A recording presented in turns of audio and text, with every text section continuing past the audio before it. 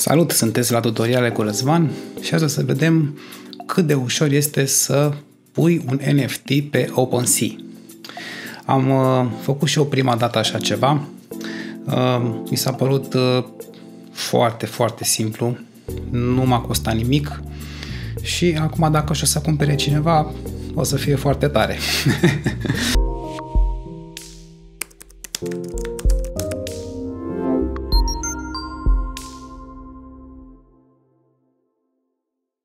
Am pus niște poze deocamdată, n-am pus muzica o să fie o chestie specială și o să fie promovată ca atare puțin mai târziu, dar deocamdată am zis hai să încercăm să vedem ce se întâmplă cu aceste NFT-uri, cum facem să apară o creație de-a noastră digitală pe platforma celebră de acum OpenSea sau alta, dar am încercat pe OpenSea pentru că am înțeles că e cea mai mare.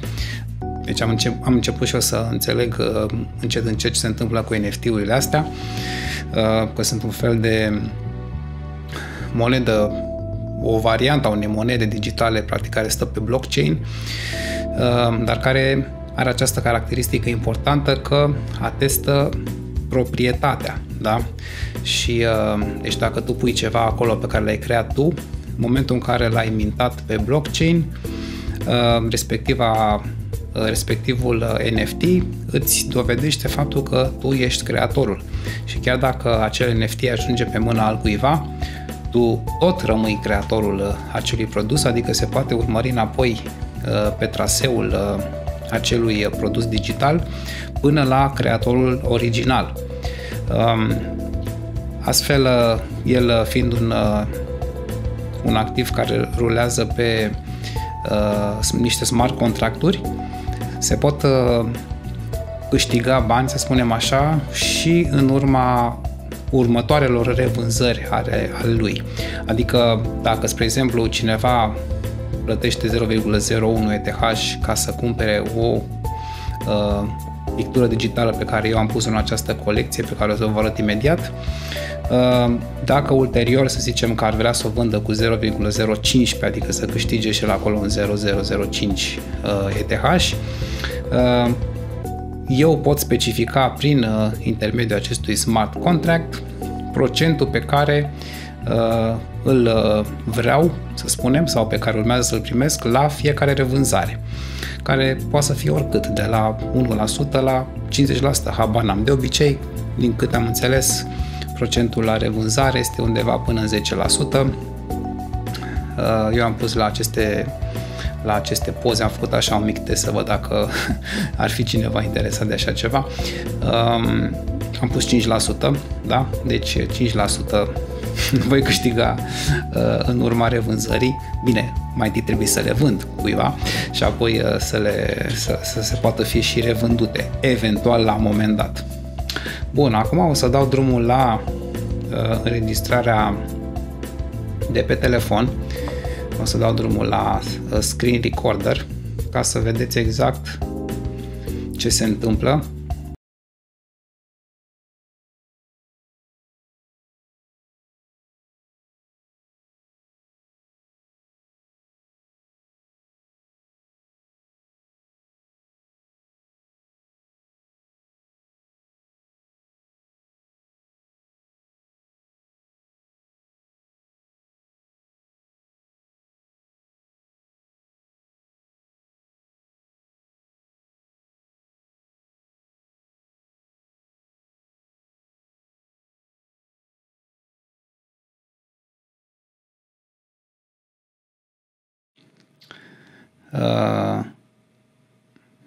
În momentul în care vrei să îți faci să-ți mintezi un NFT, să-l pui într-o colecție și să-l pui la vânzare pe OpenSea.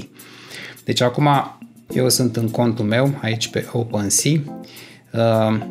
Foarte important aici sus este să alegeți blockchain-ul să fie pe Matic Polygon și să nu fie pe Ethereum, pentru că dacă este pe Ethereum sunt niște gas fee-uri foarte mari. Așadar, deci aici selectați Polygon, da? Matic. Așa, și mă voi duce acum la contul meu unde am aici My Collections și aici am această colecție Dream of Nature. Puteți să dați aici Create a Collection și puteți să creați o colecție nouă foarte simplu. Pur și simplu puteți să aveți niște imagini pentru bannerul acela care se afișează deasupra. Aceasta în cerculeț este imaginea mea, adică a creatorului acolo care apare jos, și un banner image acesta mare care o să apară pe ecranele mai late. O să trebuiască să-i dați un nume aici. Puteți să faceți și un URL de ăsta, un link customizat, adică să-i spuneți într-un anumit fel ca să puteți să dați mai ușor share. Și aici la descriere puneți o descriere a colecției. Adăugați o categorie, puteți adăuga și linkuri către site-ul vostru, către Discord, către Instagram, către Medium, către Telegram și așa mai departe. Iar aici, după cum spuneam, se poate selecta percentage fee între 1 și cât vreți voi la sută. Eu am pus aici 5. Aici blockchain-ul default este Ethereum, dar se poate alege Polygon și recomand să alegeți Polygon pentru că sunt taxe absolut foarte, foarte mici. Așa, și aici display theme, nu știu, sunt 3 variante, am lăsat-o pe asta care e contained. Așa, și după aia create. Deci asta este absolut tot. Ca să creați o colecție nouă. Eu am deja creată pe asta, se cheamă Dream of Nature, Reinterpreted Real Life World Photos. Am pus deocamdată 6 NFT-uri aici. Deci după cum vedeți, asta e aici este bannerul, aici e poza și iată cam cum arată. Da? Am pus aici câteva NFT-uri după cum am spus și hai să vedem cum ar fi să adăugăm unul nou, dacă despre asta de fapt e clipul. Așa că vom da click aici pe Add Item și aici ne zice Image, Video, Audio or 3D Model. Deci se pot pune fișiere de tip JPG, PNG, GIF, SFG, MP4, MP3, WAV și așa mai departe, de dimensiune maximă 100 de mega. Da? Atenție, deci aceasta este dimensiunea maximă a fișierului pe care îl acceptă ei. Dai click aici și select source, hai să zicem via Media Library. Și avem aici o poză pe care o punem. Aceasta este o poză pe care am făcut-o pe baza unei poze reale, printr-un soft care a transformat poza dintr-o poză reală în... nu știu ce s-a întâmplat acum, s-a întâmplat că a dispărut asta. Așa, ia să vedem ce s-a întâmplat aici, de ce nu mai mi-arată.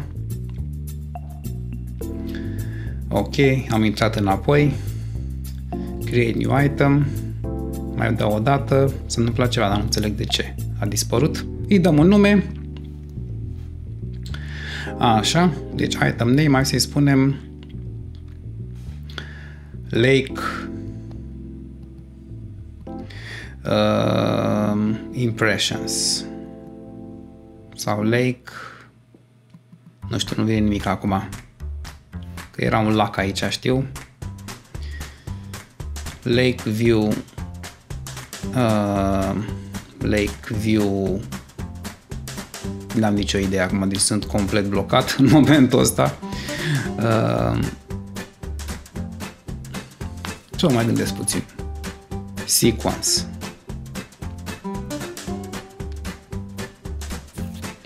Așa. Lake View Sequence. Nu știu de ce am zis așa, așa a rămas. Provide a description.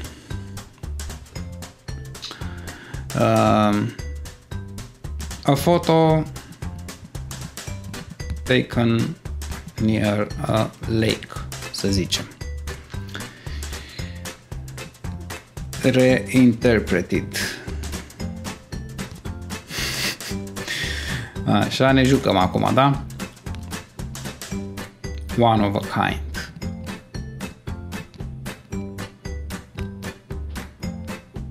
Truly unique. Pentru că așa și e. Nu o să mai fie niciuna la fel ca asta. Aici poți să pui niște proprietăți, levels, dacă ai eroi de aia, te le dai vieți, nu știu cât sunt, 17.000 de un fel, nu știu ce, am lăsat una singur, supply, aici poți să pui dacă vrei mai multe să fie din aceeași, să fie disponibil mai multe din aceea sau una singură.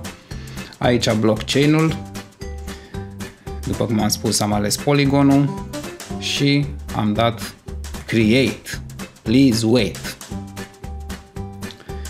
Așa. What? You just created lake view sequence. Deci deja am făcut acest lake view sequence. Iată. Și acum îl am frumos aici și îl punem la vânzare. Sell. Bun. Și aici avem suma în ETH sau în USDC. Putem să punem, da? Bun. Și dăm aici 0.013, să zicem, ETH pentru o durată de o lună. Da? Începând de azi, 7 februarie, start time, end time, nu știu ce. Complete listing. Complete listing. Aici avem un mesaj de sign message using your wallet. Am semnat.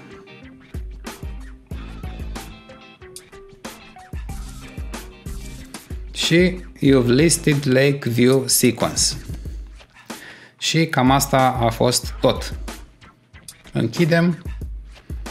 Și acum, dacă dăm aici la My Collections, Account My Collections, putem vedea că intrăm pe ea și vedem tot ce am avut. Iată, Lake View Sequence 0.013. Da? Deci avem deja poza a apărut aici, frumos. Și cam asta ar fi. Deci este super, super simplu, la îndemâna oricui să puteți să faceți acest lucru. Și cam asta ar fi. Am pus un NFT într-o colecție. L-am pus la vânzare. Doamne ajută să se vândă. V-am pupat. Pa!